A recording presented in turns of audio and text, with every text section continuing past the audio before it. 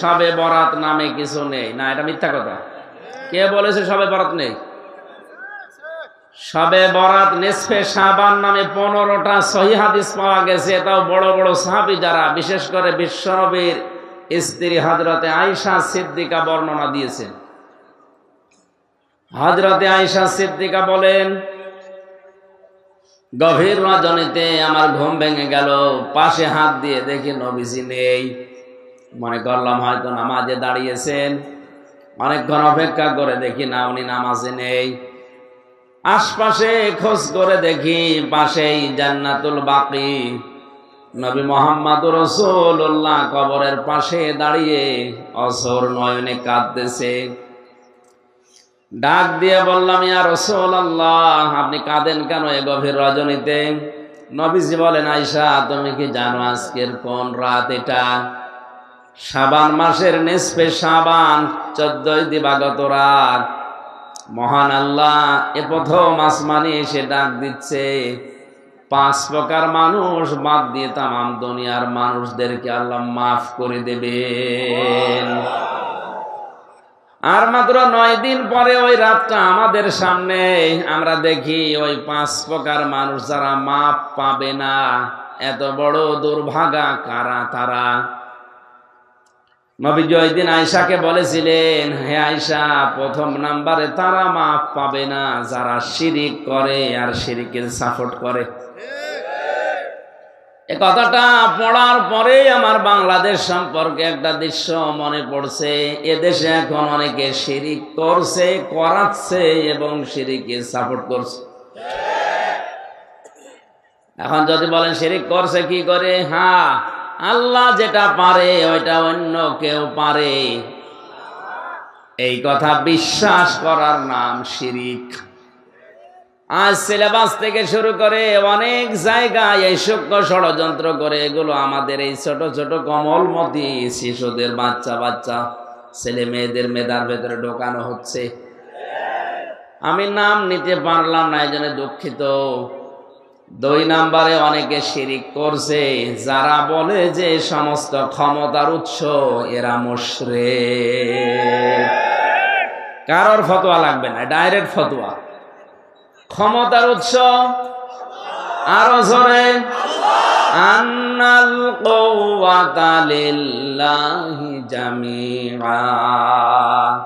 আপনি পার্সেন্টেজ হিসাব করে দেখবেন, এই দেশের 100 জনের 15 জন মানুষও টিকবে না। অথচ আদমশুমারিতে এদেশে 96% মুসলমান। মুশরিক হয়ে গেলে ওই লোকটার মুসলমান থাকে? বলেন, মুশরিক যারা, তারা আল্লাহ আছে কথা বিশ্বাস করত, কিন্তু তার সাথে অন্য শক্তিকে যোগ করে দিত।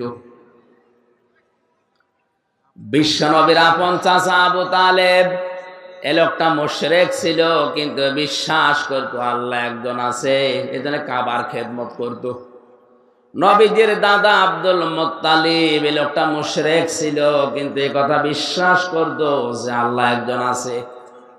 আমি এই কথাটা বানালাম। কোরআনে কারিমে কয়েক জায়গায় আল্লাহ প্রশ্ন দিয়েছেন, ওয়ালা ইন সাআলতাহুম মান খালাকাস সামাওয়াতি ওয়াল আরদা লা ইয়াকুলুনাল্লাহ। হে নবী, ওদেরকে যদি জিজ্ঞাসা করেন আসমান জমিন কে বানিয়েছে, ওরা এক বাক্যে স্বতঃস্ফূর্তভাবে বলবে আল্লাহ। আব্রাহা যেদিন কাবা ধ্বংস করার জন্য আসে, রাস্তার ভেতরে যারা উট ছাগল ভেড়া পেয়েছে সবগুলো বেঁধে নিয়ে জবাই করে করে খাচ্ছিল। কে যেন এসে বলেছে, ও আব্দুল মুত্তালিব, তোমার যে সমস্ত জিনিসপত্র গুলো উট ভেড়া ছাগল সব আব্রাহা ধরে ধরে নিয়ে যাচ্ছে। আব্দুল মুত্তালিব ওই সময় দৌড় দিয়ে কাবার চাবিটা, ওই যে মুলতাজাম নামক যে জায়গাটা কাবার দরজার উপরে, ওখানে ঝুলিয়ে দিলেন। ডাক দিয়ে বলে, কাবার মালিক, এ ঘরের মালিক তুমি, এ চাবি তোমার হাতে দিয়ে গেলাম, কারণ যে বাহিনী নিয়ে এসেছে এর সামনে দাঁড়ানো আমার মতো মানুষের সম্ভব না, কিন্তু তোমাকে আমি তোমার হাতে দায়িত্ব দিয়ে চলে গেলাম। বলেন তো আব্দুল মুত্তালিব এই লোকটা মুসলমান না মুশরিক? আমরা সবাই হাদিস কোরআন যতটুকু জানি বুঝি মুশরিক বলে পরিচয় দিই, বলিও। অথচ কাবা শরীফের দেওয়ালে বা দরজার সাথে চাবি লাগিয়ে ও ঘোষণা দিচ্ছে কাবার মালিক তোমার ঘর, তুমি রাখো, দিয়ে গেলাম। এতটুকু শেষ করেনি সিরাত ইবনে হিশাম, দৌড় দিয়ে আবরাহার কাছে গিয়ে বলে আমার উট ভেড়া এগুলো সব ফিরিয়ে দাও। সূরা ফিলের তাফসিরে আমি পেয়েছি আবরাহা ওই দিন অট্ট হাসি দিয়েছিল। ডাক দিয়ে বলে আব্দুল মুত্তালিব, এতদিন শুনেছি তুমি নাকি জ্ঞানী মানুষ, গুণী মানুষ, বুদ্ধিমান, কিসের পরিচয় দিলে? কাবা নিয়ে তোমরা ব্যবসা করে খাও, লক্ষ লক্ষ মানুষেরা বিভিন্ন জায়গা থেকে এখানে এসে 6 মাস 1 বছরের কামাই তোমরা এখান থেকে করে নাও। অথচ এই কাবা ভাঙার জন্য আমি আসলাম, আমাকে বাধা দেওয়া তো দূরের কথা, কাবার বিষয়ে একটা কথাও তুমি বললে না। তোমার মাত্র কয়েক টাকার ওট ভেড়া ছাগল বকরি এগুলোর জন্য তুমি এসেছো, তুমি কেমন বুদ্ধিমান। আব্দুল মুত্তালিব বলেছে আবরাহা কান খাড়া করে শোনেন, যেগুলো নিয়ে এসেছেন ওগুলো আমার নিজের, আর যে ঘর আমি দায়িত্বে আছি খেদমত করি ওটার মালিক আমি না, মালিকের হাতে চাবি দিয়েছে ওনার ঘর, আমার বিশ্বাস উনি অবশ্যই রক্ষা করবেন। নবীজি যে নবুয়ত পাওয়ার পরে বাড়িতে আসলেন, বিশ্ব নবী বাড়িতে আসার পর খাদিজাকে বলেছিলেন ইয়া খাদিজা জাম্মিলুনি জাম্মিলুনি, আমাকে ঢেকে দাও, আমি ভয় পেয়েছি। হযরতে খাদিজা ওই দিন 5টা কথা বলেছিলেন। হযরতে খাদিজা আল্লাহি আল্লাহি কাল্লা এই শব্দগুলো প্রথমে জুড়ে দিয়ে বলছিলেন আল্লাহর কসম, কখনো লা ইখজিকাল্লাহু আবাদান, কখনোই আল্লাহ আপনাকে অপমান অপদস্থ করতে পারে না। অথচ ওই সময় খাদিজা মুসলমান হয়নি। কথা বলে না কেন? 40 বছরে তার বিয়ে হয়েছে, 25 বছরে নবীজি মুহাম্মদুর রাসূলুল্লাহ বিবাহ বন্ধনে আবদ্ধ হয়ে 15টা বছর সংসার করার পরে তিনি নবুয়ত পেলেন। প্রথম নাম্বারে এসে যখন এই কথা বলেছেন, তিনি সর্বপ্রথম যে বাক্য উচ্চারণ করলেন, প্রথম বাক্যে আল্লাহর নাম নিয়েছেন 3 বার। আপনি হিসাব করে দেখেন, আল্লাহি কাল্লা লা ইখজিকাল্লাহু আবাদান, 3 বার তিনি বললেন আল্লাহর কসম, কখনো না, আল্লাহ কখনো আপনাকে অপমান অপদস্থ করতে পারে না। অথচ এখনো মুসলমান হয়নি। তাহলে আল্লাহ একজন আছে, এ কথা খাদিজা ওই সময় বিশ্বাস করত। কথা বলেন না কেন? আবু তালেবও বিশ্বাস করত, আব্দুল মুত্তালিবও বিশ্বাস করত, এমনকি আবু জেহেলও বিশ্বাস করত যে আল্লাহ একজন আছে। এটা তো আমি বানালাম। বদরের ময়দানে যেদিন যাচ্ছিল, কাবার গিলাফ ধরে আবু জেহেল হাউ মাউ করে কেঁদে বলেছিল কাবার মালিক তুমি একজন আছো, আমি জানি মুহাম্মদের বিরুদ্ধে অস্ত্র নিয়ে যাচ্ছে বদরের ময়দানে যুদ্ধ করার জন্য, সত্যের পক্ষে যে আছে তারে তুমি বিজয় দিও। ওর দোয়াও কবুল হয়ে গেছে, কারণ সত্যের পক্ষে তো ছিল না, ও ছিল মিথ্যার পক্ষে। সত্যের পক্ষে যিনি ছিলেন আল্লাহ তাকে ওর দোয়াও কবুল করে বিজয় দিয়েছেন। কথা বলেন ঠিক কিনা? আমার বোঝানোর বিষয় হচ্ছে আল্লাহ একজন আছে বিশ্বাস করলেই মানুষ মুমিন হয়ে যায় না। অমিনান নাসি মান ইয়াকুলু আমান্না বিল্লাহি ওয়া বিল ইয়াউমিল আখির ওয়া মা হুম বিমুমিনিন। আল্লাহ পাক বলেন, হে নবী, দুনিয়ায় এমন অনেক মানুষ আছে তারা বলবে আল্লাহ তোমাকে বিশ্বাস করি, কিয়ামতেও বিশ্বাস করি, কিন্তু না, লোকটা ইমানদার না। এ কথাটা তার মুখের কথা, এটা তার মুখের কথা, কিন্তু মনের কথা না। যতদিন পর্যন্ত মানুষ হিসাবে আপনি মুখের কথার সাথে মনের কথার মিল করাতে না পারবেন, ততক্ষণ আপনি মুমিন না, মুনাফিক। সাহাবায়ে কেরাম আল্লাহর দরবারে কবুল হয়েছিলেন যে 7টা কারণ আমি জানি, তার অন্যতম ওনারা মুখে যেটা বলতেন ওইটাই ওনাদের মনের কথা। আর আমরা আল্লাহর দরবারে কবুল হতে পারি না, কারণ আমাদের মুখের কথার সাথে মনের কথার কোনো মিল নেই। মুখে যা বলছে মনে করবেন 100 ভাগ মনে ওইটা নেই। এক কথা বলছে না কেন? সেদিন চট্টগ্রাম থেকে আসার সময় এক নেতা পাশে বসেছিল, আফসোস করে বলছিল যে হুজুর, জীবনে আর কত মিথ্যা কথা বলবো, আমি আর পারছি না। সকাল 10টা থেকে শুরু করে রাত 10টা পর্যন্ত শুধু মিথ্যার উপরে আছে, ধোঁকা দিয়ে আর কত বোকা বানাবো মানুষকে, আমি আর পারছি না, আমার বিবেক শেষ। তারপরেও বলা লাগছে, কারণ না বলে উপায় নেই।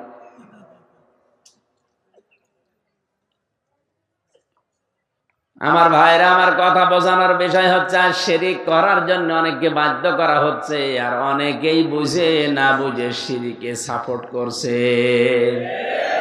মোড়ে মোড়ে মূর্তি তৈরি করে আপনি যতই ভাস্কর্য, প্রতিমা আর যাই নাম দেন না কেন, আল্লাহর কসম আপনি মুশরিক হয়ে যাবেন। নরেন্দ্র মোদীর নাম আমরা শুনেছি, তাকে আসতে দেওয়া হয়েছিল না, এই জন্য হাজার হাজার আলেম এদেশে জেলে ছিল। যেই কয়টা কারণে আলেমরা বাধা দিয়েছিল আমি পেয়েছি তার 5টা। অন্যতম, গুজরাটে মুসলমান হত্যাকারী, ভারতের এই যে জাতীয়তা কেড়ে নিয়ে এনআরসির নামে হাজার হাজার মুসলমানদেরকে তাদের অধিকার থেকে বঞ্চিত করে দেশ থেকে তাড়িয়ে দেওয়ার যে সিদ্ধান্ত। 3 নাম্বার, আল্লাহর ঘর বাবরি মসজিদ ভেঙে ফেলা। কাশ্মীরের মুসলমানদের প্রায় 50 লাখের মতো মানুষ, 50,000-এর মতো মানুষ হত্যা করার পেছনে প্রত্যক্ষ। 5 নম্বরে যেটা পেয়েছি, সর্বশেষ আল্লাহর কোরআনের 26টা আয়াত বাদ দেওয়ার জন্য কোর্টে মামলা হয়েছে ভারতে। বাংলার আলেমরা এই কারণে বলেছিল না, এত বড় বড় বিশাল 5টা জিনিসের সাথে বিশেষ করে আল্লাহর কোরআনের 26টা আয়াত যারা বাদ দিতে চায় তারা এখানে আসতে পারবে না। এতটুকু ধোয়া দিয়ে হাজারো আলেম এখনো পর্যন্ত জেলে আটক আছে। এরা তো এদের ইমান বাঁচানোর তাকিদে শিরিক আমি করব না, শিরিক যে করবে তাকে আমি সাপোর্টও করব না।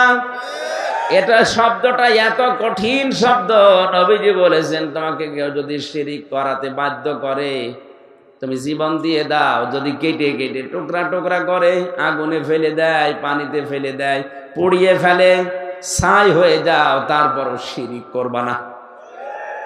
এত বড় বড় গুরুত্বপূর্ণ রজনী, এই সবে বরাত বলেন, সবে মেরাজ বলেন, সবে কদর বলেন, যত বড় বড় গুরুত্বপূর্ণ রাত হনি তওবা করা লাগবে, জীবনে আমরা আর শিরিকে নেই।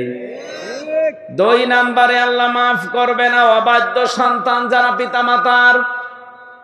আর সিলেবাসের ভেতরে যেগুলো দেওয়া হচ্ছে মা বাবার বাধ্য হওয়ার জন্য, সেরকম কোনো পড়া 1 থেকে মাস্টার্স পর্যন্ত আমরা পাচ্ছি না। এই জন্য আজ হাজারো সন্তান লেখাপড়া করছে ঠিক, মাস্টার্স পাস করার পরে মার বাবাকে রেখে আসছে বৃদ্ধাশ্রমে। 3 নাম্বার, আল্লাহ মাফ করবে না তাদেরকে যারা বুড়ো জিনাখোর। কারা? বাংলাদেশে এটা এখন বাড়ছে। হ্যাঁ, কথা বলা লাগবে। আজ কত হোস্টেল থেকে, কত রুম থেকে, কত অফিস থেকে, এমনকি কত এমপি হোস্টেল থেকেও মহিলাদের কান্নার আওয়াজ পাওয়া যাচ্ছে। মেয়েটা কি এমনি কান্নাকাটি করে? আমি নিচে আর নামলাম না। 4 নাম্বারে যারা সুদ খাবে, 5 নাম্বারে যারা ঘুষ খায়। আমার তো এই 3 বছরের জেলের অভিজ্ঞতা, যেটা কোর্টে গেলে কোর্টের ইট পর্যন্ত ঘুষ চায় 10 টাকা, অথচ ইটের দামই 10 টাকা। ও আমার কাছে উল্টা টাকা চাই। এমন কোন জায়গায় এখন আমি দেখতে পাচ্ছি না। ধর্মীয় প্রতিষ্ঠানগুলো তো এখন ঘোষের প্রচলন শুরু হয়ে গেছে। আলিয়া মাদ্রাসার যারা দায়িত্বে আছে এরা যে কোন সমস্যায় আছে আপনাকে বলতে পারছে না, তাই ফেলতেও পারে না, গিলতেও পারে না, ঝামেলায় আছে। বিশেষ করে যারা প্রিন্সিপাল অধ্যক্ষ এরা মনে হয় একেবারে পুলসিরাতের উপরে দাঁড়িয়ে আছে। ঈমান নিয়ে টিকে থাকে কত কঠিন হয়ে দাঁড়িয়েছে। এখন মসজিদে ইমামতি করার জন্য এখন ঘুষ দেওয়া লাগছে।